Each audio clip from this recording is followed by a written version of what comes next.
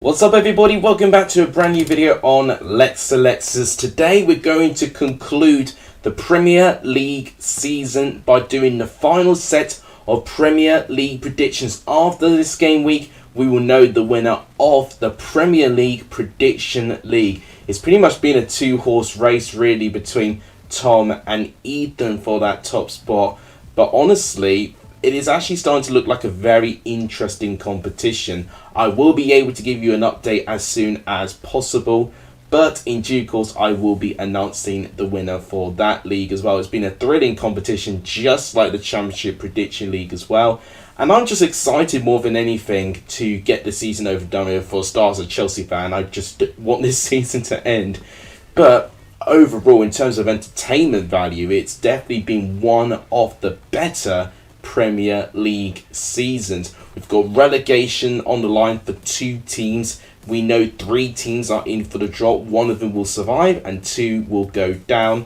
There's also a tiny bit of competition for that 7th place finish, for the very slight chance that they might get Conference League football between Aston Villa and Tottenham Hotspurs as well. So we've got a small matter going out from that. This recording, by the way, is before Manchester United have played Chelsea. Obviously, Manchester United pick up a result against Chelsea, and ultimately, you know, their motives are going to be very, very different for what's looking suggested to now. So do bear that in mind when I start predicting them. So, if you guys like what you see, please smash that like button. It really, really does help the growth of this channel. This is probably going to be one of the last, dedicated videos that I do for quite some time when I take my break.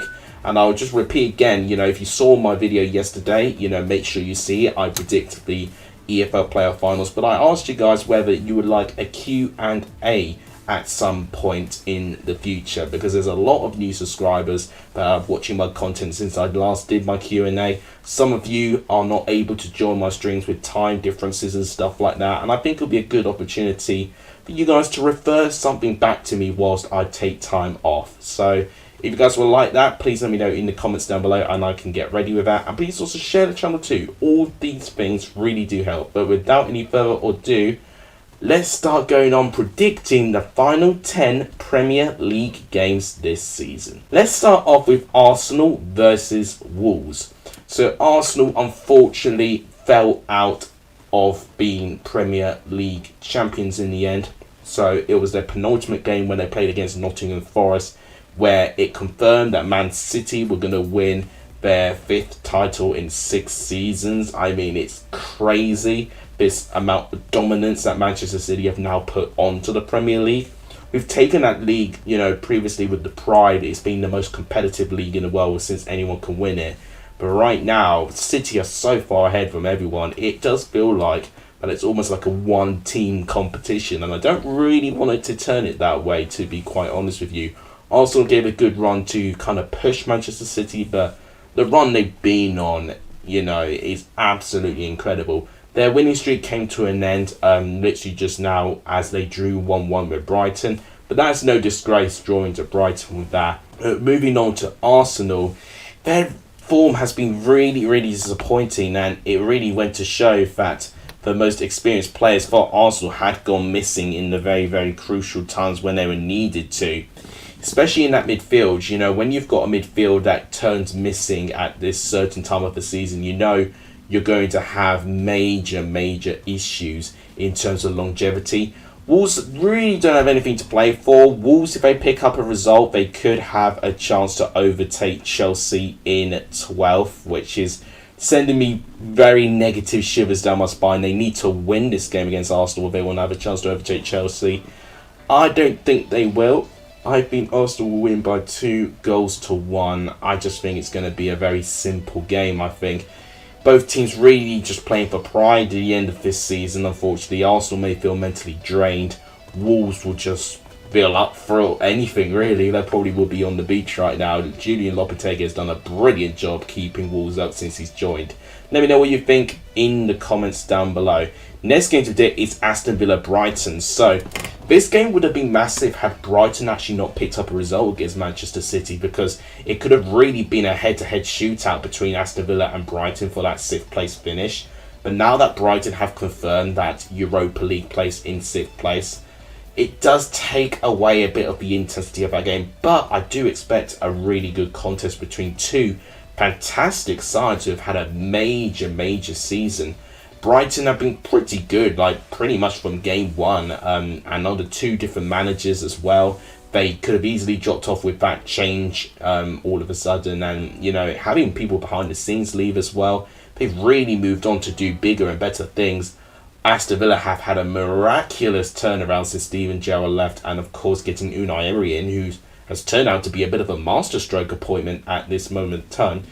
You'll probably feel a little bit gutted he couldn't quite get Aston Villa to finish in Europa League place, but that would have been really ambitious and would have been really mighty impressive, and it's still impressive to see what Unai Emery has done with that team. As a prediction here, I think we'll see a real contest, a goal thriller. I'm going to go for a 2-2 draw. Can't really edge either one of these teams. I think they're both equally good in their own right. So I'll go for a 2-2 draw and a thrilling game. Let me know what you think in the comments down below. Next game is Brentford-Manchester City. So, Brentford played out a brilliant performance last weekend against Spurs. This is obviously, they're now playing their games without Ivan Toney. Obviously, he's been charged his offence with the gambling charges that have been put against him over the couple of years where he did allegedly gamble. It's a shame, really, with the elongated period, and it does feel really extreme, to be quite honest. But regardless, Brentford actually played quite well without him in the team, really. So Brentford, if people were expecting a drop-off since Tony had that ban, I know one game's difficult to base it off, and especially for how poor Spurs have been this season. But by those performances, Brentford actually played quite well, and I'm actually a little bit more optimistic about their chances next year, because I was really worried for them next season. But after seeing that, it does give me hope that Brentford do know how to play without Ivan Toney in the team. He's not that relied upon that. Take him out of it, they're not going to drop like a stone. They've got a Man City team who they've been playing so much football recently, with Champions League and Premier League and Champions League, and then a midweek game, within the 3 days after beating Chelsea 2-0. They play probably the toughest team in the league right now in Brighton, away from home, and still managed to get a draw and had a goal disallowed, which, had they won that, it just would have shown that Manchester City are just looking unstoppable. And Man City have gone for like a second string team in some areas, and they did fall short of the 3 points, but they're not going to care, they've already won the league, and it was a great performance by Brighton in the end. But honestly, that showed to me that Manchester City just have a real strong squad in terms of depth. Now, Brentford are one of the very few teams that have actually beaten Manchester City this season, and at the Etihad. That does not happen often, and it was quite an unbelievable moment, actually. And this was actually, I think, straight after when Tony was immediately accused of those charges, and he just completely burst onto that game. It was actually the game where he wasn't picked by Gareth Southgate in the England squad, probably because of those charges. So, unfortunately, he can't have that influence that he had again. But I do think Brentford could get something out of this game. I'm actually going to go for a 1-1 draw, because it's only 4 days between the Brighton game and this one. I think naturally Manchester City are going to feel very tired, and I think they're definitely going to be looking more ahead within their next 2 games coming in a 2-week period, with them playing in the FA Cup final, which will be 6 days after they play their final Premier League game, and then a week after that, it'll be their Champions League final. And Man City will definitely be going for that treble. Absolutely unbelievable. Only Manchester United have been able to replicate that sort of success. If Manchester City were to do that as well, then it would definitely be the modern day version, as close as we can get to that incredible Manchester United squad we saw, all these years ago. But let me know what you think of that prediction in the comments down below. Next game to predict is Chelsea versus Newcastle. I don't even know what to say. I've run out all of the words and the adjectives to describe my Premier League team this season. All I'll say, just take in mind, I've not seen Chelsea play against Manchester United yet. I don't know how they're going to perform. They may see this video and they may actually get a bit of a kick of the backside. But right now, I've never seen a team more dislikable in Chelsea than I've seen with them and the fan base as well. We're constantly hearing about players leaving, and to all those players that want to leave, you can sod off. Honestly, I am done to the core with players and experienced players as well downing tools when they lose a manager and they don't particularly play a way that they want to play in their own terms. They stick with the manager, play for about 10 games, and then they drop off again when things don't go their way, when people are not being picked. And ultimately, the biggest issue of this squad, in my opinion, which is not what a lot of people are picking up on, it's too goddamn big. Right now, you're trying to please too many so-called star players, which they acclaim to be. And right now, too many egos are being bruised by them not being picked, and ultimately, with spite, they are downing those tools. It is shameful. You know, we've given Southampton 6 points this season. A quarter of Southampton's points have come against Chelsea. A third of Southampton's wins this season have come against Chelsea. Chelsea have kept 10 clean sheets, which sounds amazing, but they've conceded 1.2 goals a game. Only the bottom three and Everton and Bournemouth have scored less goals than Chelsea. It's absolutely mind-boggling. Bournemouth and Forest, two newly promoted teams, have scored more goals than Chelsea this season. Are you getting the picture that we're having a big issue creating chances? And it's very frustrating for me because at this moment of time, the players aren't performing. You know, I felt like they did try with Potter, but I felt definitely whilst the form got worse and worse and worse when their confidence took a hit, some of them didn't even try and looked within their professionalism to try and win something back for the fans. And honestly, this form under Lampard has been nothing short of disgraceful. Since Lampard's come in, we've only had one Premier League win, and I can't believe it. Only 4 points picked up, the rest being defeats. We could fall as far down as 13th, as I said. Wolves would need to beat Arsenal, we would have to lose against Newcastle. I mean, Newcastle, the only advantage is that now that Newcastle have secured Champions League football, no matter what happens, they may be on the beach of this game, and, you know, they may not actually put their full strength team. But who's to say that they'll try and end the season with a bang and, you know, get something here at Stamford Bridge? You know, they've already beaten us already this season. Why can't they do it again? As a prediction, I think this one will be a bit more cagey than the other ones, and I'm going to go for a 1-0 victory for Newcastle. I think if Newcastle had more to play for, Newcastle could have really ripped Chelsea to shreds because they would have had a big motivation to play, and Chelsea just wouldn't be able to deal with it. But because Newcastle may take their foot off the gas, I'm going to give Chelsea a small chance and say it's only going to be a 1-0 defeat. But it's still absolutely disgusting to see where they are. Let me know what you think in the comments down below. Next game today is Crystal Palace versus Nottingham Forest. So, Crystal Palace managed to pick up a draw in their last game against Fulham. A brilliant performance by Eze. I'm so pleased for him that he's got an England call-up. I'm so happy just to even see him burst on the scene as he did with QPR and how much he's flourished with Crystal Palace. You know, we see Championship players go to the Premier League and some just kind of have their form hit the ceiling and not exceed their potential.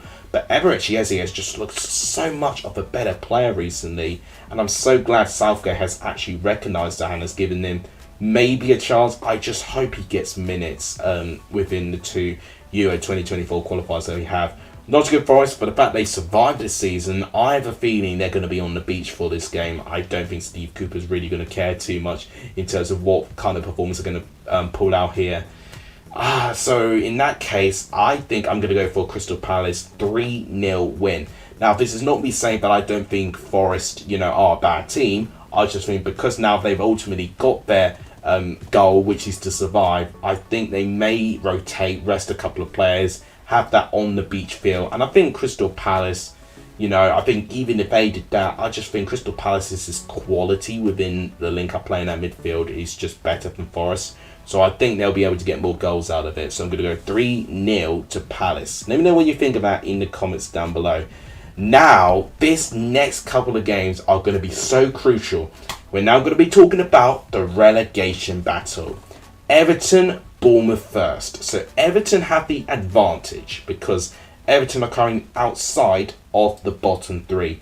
They know a win against Bournemouth definitely keeps them up. And because they actually got that draw, that last minute equaliser against Wolves, it actually puts them in a really good position actually. Because even if they draw that game, because their goal difference is slightly better than Leeds, they could draw and Leeds win and Everton could still survive. It's Leicester who then they'll have to be worried about if they do draw. Because Leicester did pick up an important point, and I'm going to say it's an important point against Newcastle. You know, picking up a point at St James's Park this season is so tricky. And the fact that Leicester did it, you know, negative of the way that they did it, it's still 1 point closer for survival. And it does give them a little fighting chance for this relegation battle, even though it's pretty much against it. And as I said, Everton just only need to win to guarantee that survival. Bournemouth don't have anything to play for, and they've lost their last 3 games in a row. So I think Everton will be licking their lips with this, rubbing their hands, and if they get something here, I think they'll be good. And you know what? I think Everton will do it. I'm going to go for a 2-1 victory to Everton. So that means no matter what result I predict for Leeds and Leicester now, it wouldn't matter because Everton would have now picked up enough points to survive, and it means Leeds and Leicester will go and get relegated to the Championship. Leeds would have gone down after 3 seasons. Leicester would have gone down after 8 seasons. Absolutely incredible for Leicester to stay in the Premier League as long as they did, and obviously being Premier League champions as well. You know, it's going to be a really sad day if Leicester do go down. But obviously, Everton don't win, then it opens the doors for either Leeds or Leicester to take that final 17th place. Let me know what you think in the comments down below. Next game to predict is Leeds and Tottenham Hotspur. As I said, because of that Everton result, it's really not going to matter. I felt for me, Leeds missed a big opportunity. Had they won that game against West Ham, I would have said that Leeds would have been the favourite to survive. They led, like they did in their last 2 games between Newcastle and now West Ham. They just keep dropping points from winning positions. And I think Sam Allardyce really called out that squad in terms of its quality and its lack of mentality of keeping a lead as well. You know, to concede goals from winning positions is not Sam Allardyce's way at all. And even if he only had 4 games, it's definitely not in his DNA for that to happen. But I just think in general, the chopping and changing of Leeds as managers has really made things difficult for that squad. And I just think a lot of that squad that was relied upon to keep them in the Premier League, they've just had 1 year too far for me, and a lot of them have really lost their confidence. It's quite sad to see, to be honest, considering how well they started playing this season as well. They face a Spurs side though, which they've not had the best season themselves either. So right now they lost 3-1 to Brentford. They had pretty poor results, drawing against Everton, 1 result, drawing against Southampton recently. So Spurs have not had a great season, and just Harry Kane is just really doing his best to still chase down Alan Shearer's top goal scorer record, because he's scoring goals for fun at the moment, by it seems. Take Kane out of that squad where he has already been linked with moves away. I don't know what Spurs will be next year. And honestly, I could back Leeds to get something here, but I've not seen them win under Big Sam yet. And honestly, I think it will end as a draw personally. So I'm going to go for a 1-1 draw. And if that result does happen, it doesn't even matter what Everton do or what Leicester do. Leeds will go down. Leeds have to beat Spurs and hope that Everton, if they draw, then Leeds will have to beat Spurs by quite a margin. And, ultimately, they're going to be hoping that Everton lose, basically, against Bournemouth. But a draw is not going to do it, and I'm predicting 1-1. Let me know what you think in the comments down below. The final trio of relegation-themed games is Leicester West Ham. So Leicester, as I said, picked up that point against Newcastle to give them a fighting chance. They've overtaken Leeds actually and currently sit in 18th place. They've got a little bit of a stronger chance. So if they beat West Ham, then ultimately because their goal difference is so much better than Everton, it means Everton have to win. Even if they draw against Bournemouth and Leicester win, Leicester snatch that 17th place off Everton, and it means Everton go and get relegated with Leeds. So I'm more or less thinking, in terms of probability rates of survival, I'm going to say Everton 80%, I'm going to say Leicester 15%, and Leeds 5%. And that's me trying to be as honest and as fair as I can based on the task that all three teams have in hand, to be honest. And honestly, with West Ham, I mean, they're a peculiar team. I was expecting West Ham to be on the beach, qualifying to a Conference League final. They would have been exhausted from, the very short turnaround of time within that game. Leeds having a whole week to prepare. And ultimately, West Ham, when they fell behind, they blew Leeds out of the water and more than deserved their win as well. Are we going to see that again? For me, I actually think Leicester could get something here. I do think Leicester are well prepared and have got the experience to get something out of this. They're just going to have to hope, for their sake, that Everton definitely, make sure that they do not, win their game against Bournemouth. They know if they win that, Leeds can't catch them, because even if Leeds win, their goal difference is so much better for Leeds. So winning for Leicester really makes things quite advantageous for them. Do you think Leicester could do it? I think they will win by 2-1. And by do it, I don't mean survive, because as I said, I predicted Everton to beat Bournemouth. So ultimately, that Everton-Bournemouth game is going to be observed by so many neutral fans, because that is really going to be determining whether we could see a team in the bottom three, in particular, to try and climb into that 17th place. Is it going to be Leeds? Is it going to be Leicester? We're going to have to wait and find out and see what they do with their respective games. But yeah, with my predictions, it means Everton will be 17th and narrowly survive with Sean Dyche. Leicester, despite winning, will go down, and Leeds will go down in a bit of a whimper at the end. Let me know what you think of those predictions in the comments down below. The final two games are pretty meaningless, to be honest. Manchester United versus Fulham. I mean, I don't know how Manchester United performed against Chelsea tonight, but they've practically already confirmed their Champions League place. They only needed a point against Chelsea to confirm it, and I think they will. If they can't get a point against Chelsea, there's a disgrace now if you don't get 3 points against Chelsea now this season.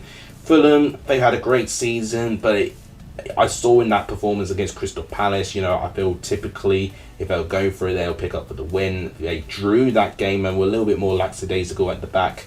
I think we're going to see a Fulham side on the beach. And I think Manchester United will have their moments, but ultimately I think having similar, problems with Chelsea in terms of creating chances, I think they'll only win by the 1-0. But I do think it'll be more than enough for Manchester United, and I think they will claw third from Newcastle too.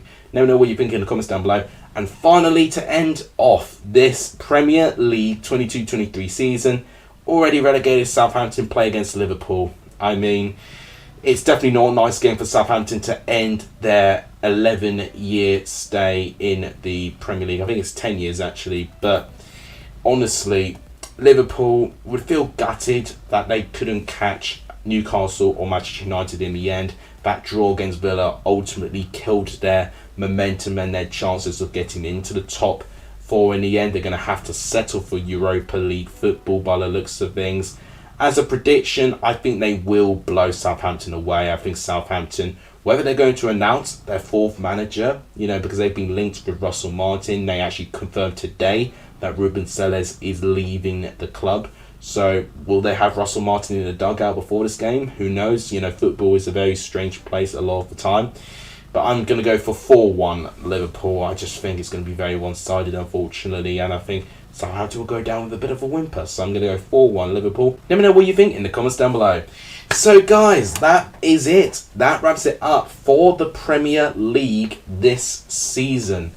And it may wrap it up for quite some time for videos as well. I'm still figuring out what I'm doing about. I have got an exam coming up within 2 weeks' time, which I will be spending a lot of my time doing this weekend. However, it's looking quite busy with streams planned for the playoff final and the final Premier League day as well.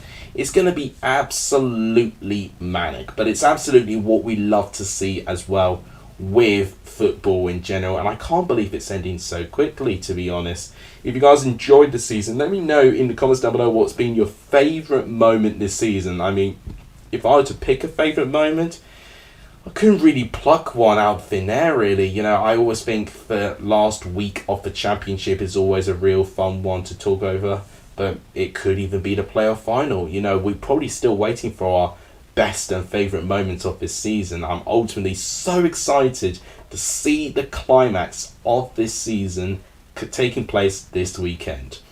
If you guys enjoyed it, please smash the like button. It really does help. If you want that Q&A video, as I said, let me know in the comments down below, and smash the like button if you would like to see it. Please hit the subscribe button as well. We're nearly at 2,000 subscribers. I don't think we're going to get there before I have my break, but it would be nice if we can get there soon, as close as we can. That'd be absolutely amazing. And please also share the channel too. All of this really does help. Thank you guys so much for watching. You guys are legendary for starting to end this video. And as always, I'll see you guys soon. Take care, everyone.